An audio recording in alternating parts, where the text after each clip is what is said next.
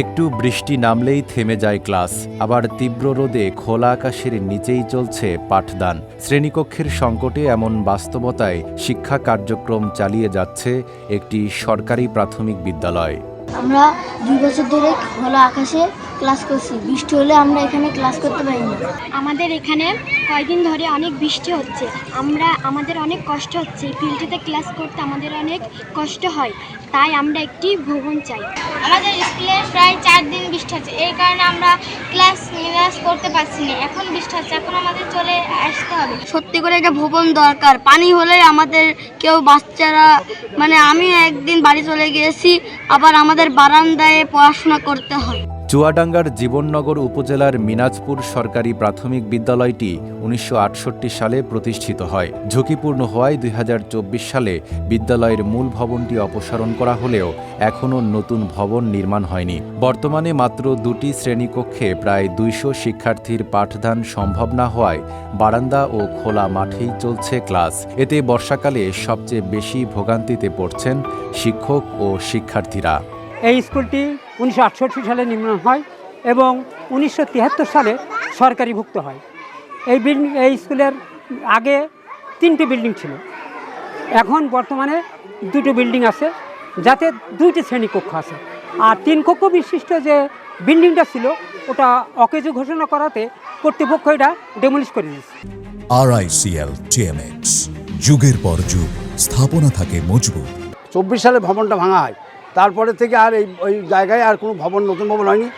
এইখানকার ছেলেমেয়েরা রোদ্রে বৃষ্টিতে ভিজে ক্লাস শ্রেণী পাঠদান করে এবং খোলা আকাশের নিচে। আমাদের ছাত্রছাত্রী দেখতে পাচ্ছেন, আমাদের ছেলেমেয়েরা খোলা মাঠের মধ্যে ক্লাস করতেছে। বৃষ্টি বাদল তাদের মাথার উপরে। আমাদের অতি দ্রুত একটা বিল্ডিংয়ের ব্যবস্থা করে দেবেন, তা না হলে আমাদের ছেলেপিলে এখানে পড়ানোর খুব সংকট হয়ে গেছে। বিদ্যালয় কর্তৃপক্ষ বলছে, নতুন ভবনের জন্য একাধিকবার আবেদন করা হলেও এখনও নির্মাণ কাজ শুরু হয়নি। এদিকে শ্রেণীকক্ষের অভাবে শিক্ষার্থীর সংখ্যাও কমে গেছে। আমাদের একটা বিল্ডিং খুবই প্রয়োজন। বিল্ডিং যদি না হয় তাহলে আমরা এই ছেলেমেয়েদের কীভাবে লেখাপড়া শেখাবো? সেজন্য আমরা কর্তৃপক্ষের দৃষ্টি আকর্ষণ করছি, যত তাড়াতাড়ি সম্ভব আমরা যেন একটা বিল্ডিং পাই। এর আগে আমরা অনেক যোগাযোগ করেছি, আমরা এমপি মহোদয়ের কাছেও গিয়েছি বিল্ডিংয়ের জন্য, আমরা এমনকি সচিবালয়েও আবেদন দিয়েছি।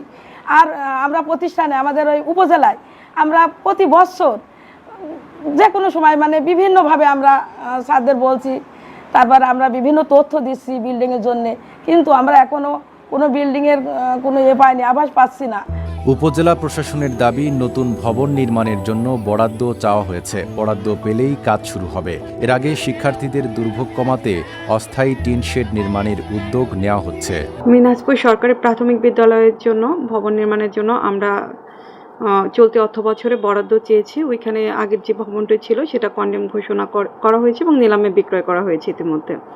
তার জন্য আমরা এই যে নতুন বিল্ডিং করার জন্য বরাদ্দ চেয়েছি, বরাদ্দ আশা সাপেক্ষে নতুন বিল্ডিং করা হবে, নতুন ভবন নির্মাণ করা হবে।